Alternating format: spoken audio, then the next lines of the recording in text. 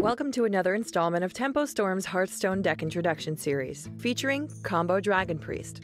As players adjusted to the Kobolds and Catacombs ladder experience, not everyone settled for drawing Raza on 5 and Anduin on 8.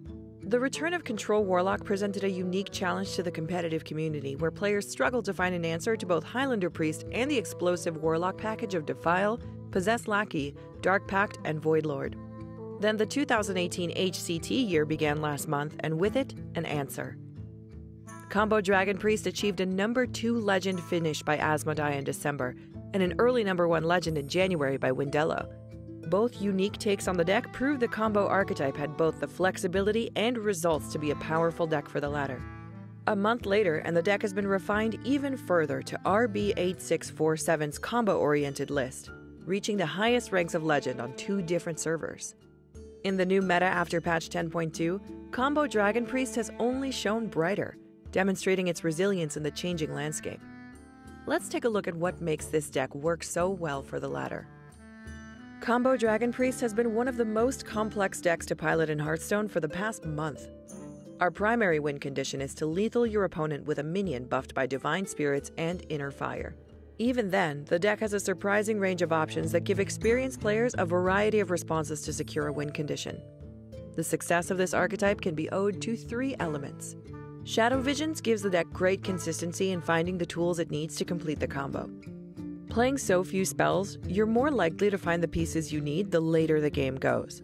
High health minions such as Northshire Cleric, Netherspite Historian, and Twilight Drake give the deck great durability on the board, as well as multiple targets for the combo to go off. Power Word Shield and Cabal Talon Priest keep them healthy, allowing the minions to pivot between controlling the board against aggro and combo targets against control. Finally, the Dragon package makes it possible for the deck to adopt a mid-range strategy that can wipe out aggro boards and generate resources. Twilight Acolyte also allows the deck to steal any minion from the opponent's side of the board with Potion of Madness, making it possible to burst down an unaware cube or control warlock with their own Void Lord. Add these elements together and you have one of the most flexible archetypes in the game.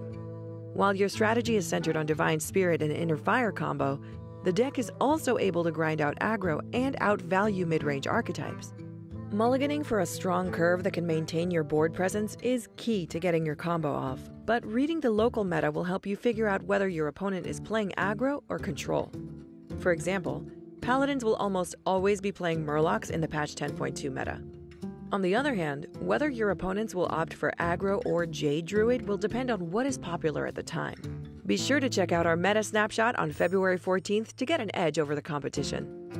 Combo Dragon Priest originally gained popularity as an explosive counter to Highlander Priest. Now that Raza has been nerfed, Control Warlock and Cube Lock have made their mark among the greediest decks in the past 2 years of Hearthstone, with enough anti-aggro options to make it into the later turns. In the past, Dragon Priest has been capable of outvaluing even the most control-oriented decks thanks to Netherspite Historian and Draconid Operative, but now relies on the Divine Spirit and Inner Fire combo to beat these decks. Fortunately, both the slower Warlock archetypes do not have a response for early game minions with high health. Aggressively mulliganing for early minions as well as buffs before a Siphon Soul turn will threaten large burst damage from hand. Twilight Drake is especially effective, and more so if you can buff it with Power Word Shield on the same turn.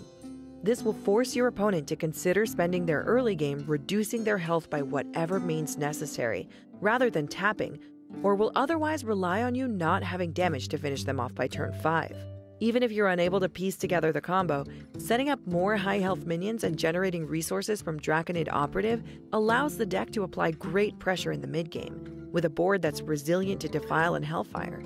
Denying their Possessed Lackey on turn 5 with Silence is also key, or if they play Skull of Manari, then the Control Warlock risks even more damage being dealt against them.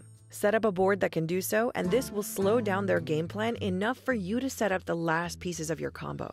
In the later turns, a single Void Lord on the board can be a lethal opportunity with a combination of Twilight Acolyte and Potion of Madness. This can be achieved with 9 mana in a single turn. Twilight Acolyte, Potion of Madness, Divine Spirit, Inner Fire, providing you with a late-game win condition against even the most stubborn Control Warlock players. Netherspite Historian can easily find you late-game, powerful dragons that have traditionally sealed games on their own in the past, like Ysera and Deathwing. Against control decks, combo Dragon Priest will always be the aggressor, and should prioritize strong mid-game dragons like Twilight Drake, Draconid Operative, and Kobold Scalebane to pressure your opponent into spending mana on removal and survival. The turn 10 Deathwing can be a viable last-ditch effort to cheese out a win, and Ysera has obvious synergies with the Divine Spirit and Inner Fire combo, but these should remain last-ditch efforts to win an otherwise losing position. Against aggressive decks, Duskbreaker is essential for securing a win in the matchup. Ideally, you'll have Cleric on 1, Historian on 2, a buff on 3, and Duskbreaker by 4. If you lose initiative with a turn 1 Cleric, then the Duskbreaker is able to regain it for you single-handedly. Mulligan aggressively for both Cleric and Duskbreaker in your opening hand, and rely on Cleric's draw power and the deck's wide pool of dragons to begin swinging the mid-game in your favor. Murloc Paladin can be difficult to play against with back-to-back Call to Arms, which is why your turn 2 Netherspite Historian can always generate a second Duskbreaker in preparation. Combo Dragon Priest rewards the methodical player. One of the hidden gems of this deck is Radiant Elemental. It's easy to abuse the minion's ability to reduce your spells by 1 mana with this deck.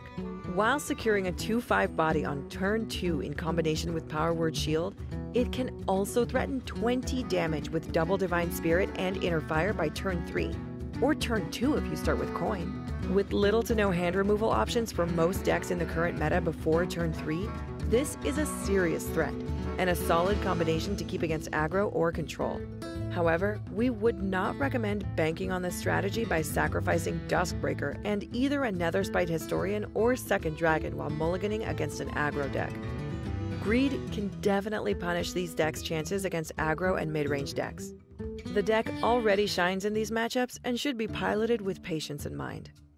Flexible as the archetype is, Combo Dragon Priest has a wide range of tech options to choose from. Curious Glimmerroot gives the deck more resource generation against control decks, but can be switched for Tar Creeper depending on the local meta. Mass Dispel is another anti-control option, more or less guaranteeing a clear path for your 24/24 Draconid Operative to lethal your opponent, no matter how massive the Control Warlock's taunt wall can be. While this will make your deck far more favored against Control Warlocks, you would be sacrificing a copy of Twilight Acolyte in doing so, making your matchups against mid-range decks slightly weaker. Past lists have used Stormwind Knight as a means of lethaling the opponent from hand without needing a board presence. It helps that the Knight already has 5 health. For players struggling to secure a board, consider experimenting with the addition of this minion. Finally, the popularity of Combo Dragon Priest may inspire control decks to tech in a Skulking Geist to deny Inner Fire. This is especially the case with Control Warlock and Big Spell Mage, though Mage players have been favoring the Secret Mage, being tempo-oriented in light of Control Warlock's popularity. Either way, a single copy of Crazed Alchemist can secure an unexpected win by turning those Divine Spirits into lethal amounts of damage. Tempo Storm's Priest meta expert GCT Turth describes the deck as a good complex deck that plays like Miracle Rogue, with its ability to grind out games while cheesing out turn 3 wins. Patch 10.2 has only rewarded decks that were not struck by the nerfs, and Combo Dragon Priest proved to be no exception. We will definitely be seeing plenty of the combo archetype on this ladder, and likely in this weekend's HCT tour stop in Germany, hosted by Take TV. Thank you for watching this deck introduction into Combo Dragon Priest. Be sure to like this video and subscribe for more daily Tempo Storm Hearthstone content, including next week's Meta Snapshot.